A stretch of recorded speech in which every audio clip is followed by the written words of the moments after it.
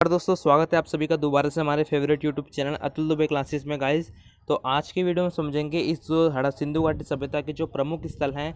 पिछली वीडियो में हमने समझे थे कुछ प्रमुख स्थल के बारे में, जैसे लोथल, कालीबंगन, राखी गढ़ी, ये सारे स्थलों के बारे में समझे थे। लेकिन इस वीडियो में हम समझेंगे और जो इसके प्रमुख स्थल हैं उनके बारे में समझेंगे। अगर आप टोटल देखेंगे सिंधु घाटी सभ्यता के तो 1100 स्थल मिले हैं, जो कि अलग अलग पाकिस्तान, अफगानिस्तान, भारत में मिले हैं मिला के। तो मैंने आपको बता दिया था कहाँ पर कितने स्थल मिले हैं। जैसे 500 भारत में स्थल मिले, 900 भारत में स्थल मिले हैं, तो और 500 इसके करीब पाकिस्तान में मिले हैं, और 2-3 के करीब इसके कहाँ मिले हैं, अफगानिस्तान के करीब, अफगानिस्तान में मिले स्थल। तो बात करते हैं उनमें जो स्थल हैं, जो ये इतने स्थल मिले हैं इसके, उसमें से जो प्रमुख स्थल है उसके बारे में हम बात कर रहे हैं। तो पिछली वीडियो में मैं आपको बताया था कि कौन कौन से स्थल मिले हैं। इस वीडियो में समझेंगे और कौन कौन से इसके प्रमुख स्थल हैं। सबसे पहला आ जाता है हमारा चंदुड़ो, उसका देखते हैं।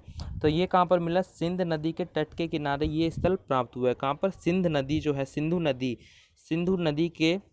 सिंधु नदी के तट के किनारे ये स्थल प्राप्त हुआ है, और ये पाकिस्तान के सिंध प्रांत में मिला है। जो पाकिस्तान में जो सिंधु नदी जाती है, जैसे अपने यहाँ पर जो सिंधु नदी का आवरण कहाँ पर होता है? जम्मू कश्मीर की साइड से होता है, यानी हिमालय के पश्चिम साइड से होता है इसका आवरण सिंधु नदी का। लेकिन जो पाकिस्तान में जब जाके मिलती है तो इसका नाम क्या पड़ जाता है? सिंध नदी। तो इसको क्या बोलते हैं हम? सिंध प्रांत, पाकिस्तान के सिंध प्रांत में जाके मिली है। इसके खोजकर्ता देखे जाए तो मैके इसके खोज इसके 1925 में इन्होंने इसकी खोज की थी। फिर इसके बाद एन जी मजूमदार ने इसकी रिसर्च, मतलब पहले मैको ने की, फिर उसके बाद एन.जी. मजूमदार ने इसकी खोज की 1931 में। लेकिन ज़्यादा श्रेय किसको जाता है? मैके को जाता है। इन्होंने इसके बारे में अच्छे से खोज की थी। तो अब याद कर लीजिए चंदूड़ो कहाँ पर है? ये सिंधु नदी के तट के किनारे प्राप्त हुआ है, जो कि पाकिस्तान के सिंध प्रांत में मिला है। खोजकर्ता कौन है? मैके है। 1925 में इन्होंने खोज की थी। फिर उसके बाद किसने की? एन.जी. मजूमदार ने, जो कि 1931 में इसकी खोज की थी। और बात करते हैं यहाँ पर हमें क्या क्या मिले। तो यहाँ पर मनके, ये याद कर लीजिए, मनके बनाने के कारखाने मिले हैं। किसके कारखाने मिले हैं? मनके बनाने के यहाँ पर हमें कारखाने मिले हैं। महिलाओं के द्वारा जो श्रृंगार में जो सामान किया जाता है, वो मतलब बिंदी, चूड़ी, ये जितना भी लिपस्टिक, तो ये जितना भी श्रृंगार का जो सामान है महिलाओं का, ये यहाँ में मिला है। कहाँ पर मिला है? हमारा चंदूड़ों में मिला है। तो यहाँ पर याद कर लीजिएगा, मनके बनाने के सामान मिले हैं, महिलाओं के श्रृंगार के सामान मिले हैं, और ये सिंधु नदी के तट पर, जो कि पाकिस्तान के सिंध प्रांत में स्थित है, वहाँ पर हमें मिला है। अब बात करते हैं बनावली के बारे में। तो यहाँ पर आपको बनावली दिख रहा होगा, तो बनावली के बारे में देखते हैं। इसका स्थल कहाँ पर मिला है? हरियाणा के हिसार में मिला है। कहाँ पर मिला है इसका स्थल? हरियाणा के हिसार में इसका स्थल मिला है। मैं आपको यहाँ दिखा दे रहा हूँ, हरियाणा के हिसार में इसका स्थल प्राप्त हुआ है। तथा यहाँ पर रंगोई नदी और सरस्वती नदी भी मिली। तथा ये जो इसका स्थल है बनावली, ये कहाँ पर मिला है? रंगोई नदी और सरस्वती के आसपास मिला है। तो यहाँ पर आप लिख सकते हैं रंगोई नदी, सरस्वती नदी के आसपास जो हरियाणा का हिसार है, वहाँ पर ये बनावली हमें मिला है। इसके खोजकर्ता देख ले तो रविंद्र सिंह बिष्ट। कौन है? रविंद्र सिंह बिष्ट। 1974 में इन्होंने इसकी खोज की थी, तो काफ़ी देर बाद इसकी खोज की गई थी। तथा यहाँ पर खिलौने भी प्राप्त हुए हैं। और यहाँ पर हमें क्या क्या मिला? तो यहाँ पर हमें क्या मिले? खिलौने मिले हैं, खिलौने प्राप्त हुए, मिट्टी के हल भी मिले हैं, यहाँ से हमें प्राप्त हुए हैं। तो मिट्टी के हल भी प्राप्त हुए हैं, और जूते हुए खेत भी इसे हमें प्राप्त हुए थे। और बनावली कहाँ पर मिला है? हरियाणा के हिसार मिला। कौन सी दो नदियों के किनारे मिला है? रंगोई नदी और सरस्वती नदी के तट के यानी किनारे मिला है। और इसके खोजकर्ता कौन है? रविंद्र सिंह बिष्ट। 1974 में इसकी खोज की थी। अगर बात करें रोपड़, आपको यहाँ दिख रहा होगा रोपड़, तो ये कहाँ पर मिला? ये सतलज नदी के किनारे मिला है। सतलज नदी की जो सतलज नदी है उसके आसपास मिला है। ये क्या मिला है? रोपड़ मिला है। पंजाब में ये रोपड़ जिले में स्थित है, जो कि रूपनगर, जो पंजाब में जो रोपड़ है मैंने बताया था, जो कि रूपनगर के नाम से जाना जाता है, वहाँ पर स्थित है। तथा इसके जो खोज करते हैं वो यज्ञदत्त शर्मा है, जो कि भारतीय इतिहासकार है। यज्ञदत्त शर्मा है, जिन्होंने 1953 से 1956 तक इसके बारे में रिसर्च किया था, अच्छे से इसके बारे में खोजने का प्रयास किया था। तो यहाँ पर जब उन्होंने खोजा तो उन्हें क्या क्या मिला यहाँ पर? तो यहाँ पर उन्हें कुल्हाड़ी में तांबे की जो कुल्हाड़ियाँ मिली थी, ये सब मिली थी, यहाँ पर प्राप्त हुई थी। तो तांबे की यहाँ से ज़्यादा कुल्हाड़ी मिली थी, और जो सबकी तरह यहाँ पर भी कोई मृद बांड, ये सारी चीज़ें मिली थी। लेकिन ज़्यादा मुख्य तौर पर यहाँ पर क्या मिली थी? तांबे की कुल्हाड़ियाँ मिली थी।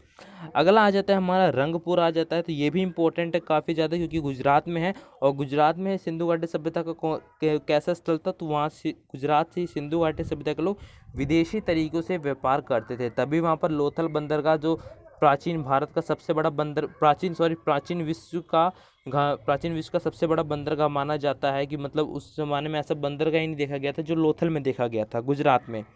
तो रंगपुर में ये मादर नदी के किनारे स्थित है। रंगपुर कहाँ है? ये मादर नदी के किनारे स्थित है तथा ये गुजरात के खटियावाड़ जिले में स्थित है। कहाँ पर है? खटियावाड़ जिले में स्थित है। इसके खोजकर्ता याद कर लीजिएगा, रंगनाथ राव। कौन है? रंगनाथ राव। 1953 से इसकी खोज की थी, 1954 तक इनकी खोज हुई। इन्होंने इसकी खोज मतलब 1 साल के अंदर इसकी खोज पूरे कर लिया था, कहाँ पर क्या क्या मिला है। तथा यहाँ पर धान की भूसी मिली है, ज्वार बाजरा और आदि फसलें भी यहाँ पर मिले। तो मतलब देखा जाए तो रंगपुर में ज़्यादातर फसलें मिली हैं, और यहाँ पर जैसे मृद भांड, चूड़ी, ये श्रृंगार का सामान, ये सारा नहीं मिला है। तो यहाँ पर धान भूसी, ज्वार बाजरा और ये सारी फसलें मिली हुई हैं। अगली बात कर ले, हमारा लास्ट है, ये हमारा स्थल है जिसका नाम है सूरकोटडा। तो ये कहाँ पर मिला? गुजरात के कच्छ क्षेत्र में मिला है, जो कि गुजरात का अगर आप मैप देखेंगे तो ऐसा इस प्रकार का ऐसा मैप है। तो इसके जो इस साइड का जो एरिया यहाँ पर मिला है, तो यहाँ पर घोड़े की हड्डी मिली है। घोड़े की हड्डी इसलिए मिली है दोस्तों, क्योंकि यहाँ पर जो गुजरात से ये सिंधु घाटी सभ्यता के लोग विदेशी तरीके से व्यापार करते थे, और सामान जो विदेशों से आता था उसको ले जाने, उसको तेज़ी से पहुँचाने के लिए ये घोड़े का इस्तेमाल करते थे। तो घोड़े का इस्तेमाल कहाँ पर मिला है? एक राखी गढ़ी में मिला था मेरे घोड़े का इस्तेमाल, लोथल में मिला था घोड़े का इस्तेमाल। तो गुजरात में जितने भी स्थल आते हैं वहाँ पर हमें घोड़े का इस्तेमाल अगर आपसे पूछा जाए तो आप लगा दीजिएगा, टिक कर दीजिएगा। तो घोड़े की यहाँ पर क्या मिले हैं? हड्डी के प्रमाण मिले हैं, तथा यहाँ पर कलश के समाधान के हिसाब मिले। कलश के जो कलश में जो समाधि देते थे उसके भी यहाँ पर क्या मिले हैं? अवशेष मिले हैं। तराजू के भी साक्ष्य यहाँ से प्राप्त हुए थे। मतलब ये हमें दिखाया जाता है कि जितने भी हमने इसके बारे में पढ़े, जितने हमने इसके स्थल पढ़े, जो कि पाकिस्तान, अफगानिस्तान, भारत में स्थल हैं, हमने थोड़े से स्थल पढ़े और थोड़े से स्थल से पता चल जाता है कि ये जो सिंधु घाटी सभ्यता थी कितनी विकसित सभ्यता थी। आप अगर अन्य सभ्यता जो मैं आगे जो वीडियो आएंगी, जब हम यूरोपीय सभ्यता के बारे में पढ़ेंगे, जितनी भी वीडियो आएंगी, तो उसमें आप देखना कि ये बहुत अलग थी हमारी सिंधु घाटी सभ्यता, जो कि बहुत ज़्यादा विकसित थी, और जितने भी अन्य सभ्यता थी वो इतनी ज़्यादा विकसित नहीं थी। तो ये बहुत अलग थी ये सिंधु घाटी सभ्यता।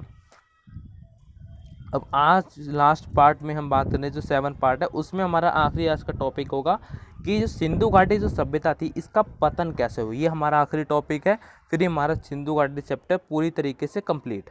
तो देखिए, मैके और सर जॉर्ज मार्शल का मानना था, यहाँ पर मैं लिख दे रहा हूँ, आपको दिख रहा होगा। मैके और सर जॉर्ज मार्शल का क्या मानना था? कि इनका मानना था कि बाढ़ के आने के कारण, किसके आने के कारण? बाढ़ के आने के कारण। आपने मोहनजोदड़ो पिक्चर देखी होगी, तो उसमें देखा हो बाढ़ आ गई तो ये मोहनजोदड़ो पूरी तरह से तबाह हो गया था। तो इन्होंने भी अपना यही उत्तर दिया था कि मैके और सर जॉर्ज मार्शल का मानना था कि बाढ़ आई तो इस सभ्यता का क्या हो गया? पतन हो गया। लेकिन चाइल्ड एवलियर का मानना था कि विदेशी जो ये हमले थे, जो विदेशी जहाँ से ये लोग गुजरात से ये लोग अपना विदेशी तरीके से व्यापार करते थे, तो जितने भी विदेशी लोग थे उन्होंने क्या किया? इस सभ्यता मतलब जो विदेशी में आप मान सकते हैं, जैसे मिस्र के लोग इसके जो सिंधु घाटी सभ्यता के बगल में ही थे, तो ये विदेशी तौर पर आप देख सकते हैं, क्योंकि मिस्र की सभ्यता सिंधु घाटी सभ्यता के बगल में ही सभ्यता थी, क्योंकि अफ्रीका की साइड थी, वो अफ्रीका, बलूचिस्तान उधर ही की साइड थी मिस्र की सभ्यता। तो चाइल्ड एवलियर का मानना था कि जितने विदेशी हमले यहाँ पर इस सभ्यता में विदेशी हमले हुए, यहाँ पर विदेशी घुसपैठियाँ आए, हमले के कारण इस सभ्यता का क्या हो गया? पतन हो गया। तो दोनों ने अपने अलग अलग साक्ष्य दिए हैं, लेकिन ज़्यादा साक्ष्य इसका माना जाता है सर जॉर्ज मार्शल का माना जाता है, क्योंकि इन्हीं के नेतृत्व में खोज की गई थी। और इनके नेतृत्व में किन दो भारतीयों ने इनका नेतृत्व किया था? दयाराम साहनी, रखालदास बनर्जी। तो सबसे इम्पोर्टेंट मान लीजिए कि बाढ़ के आने के कारण इसका पतन हो गया था। और चाइल्ड एवलियर का भी यही मानना था कि मतलब विदेशी के हमलों के कारण इनके सभ्यता का पतन हो गया था। तो आई होप आपको जितने भी मैंने पार्ट 7 तक ये वीडियो आई है सिंधु घाटी सभ्यता की, आई होप आपको पार्ट 7 की 7 मैंने बताई होगी, आपको समझ में आ गया होगा। वो भी आप कमेंट करते तभी हमें पता चलता है कि आपको समझ में आया या नहीं आया। तो लास्ट वीडियो थी सिंधु घाटी सभ्यता के ऊपर। अब हमारा एशियन पीरियड्स का वो प्राचीन भारत का एक पार्ट खत्म हो गया, जो कि सिंधु घाटी सभ्यता थी। अब हम स्टार्ट करेंगे वैदिक काल। वैदिक काल के बाद पूर्व वैदिक काल, फिर उत्तर वैदिक काल, फिर महाजनपद का उदय कैसे हुआ, फिर बुद्ध की वो जो बुद्ध धर्म उसकी उत्पत्ति कैसे हुई, जैन धर्म की उत्पत्ति कैसे हुई, ये मौर्य वंश, हंस वंश, ये सारा का ये सारा हम अभी समझेंगे, प्राचीन भारत में आने वाली वीडियो में हम सारे अच्छी तरीके से कंप्लीट कर लेंगे। तो आई होप आपको ये वीडियो अच्छी लगी होगी। अगर आपको ये वीडियो अच्छी लगी होगी तो अपने दोस्तों को इस वीडियो को शेयर कीजिए, लाइक शेयर कमेंट करना मत भूलिएगा। तब तक के लिए जय हिंद, जय भारत।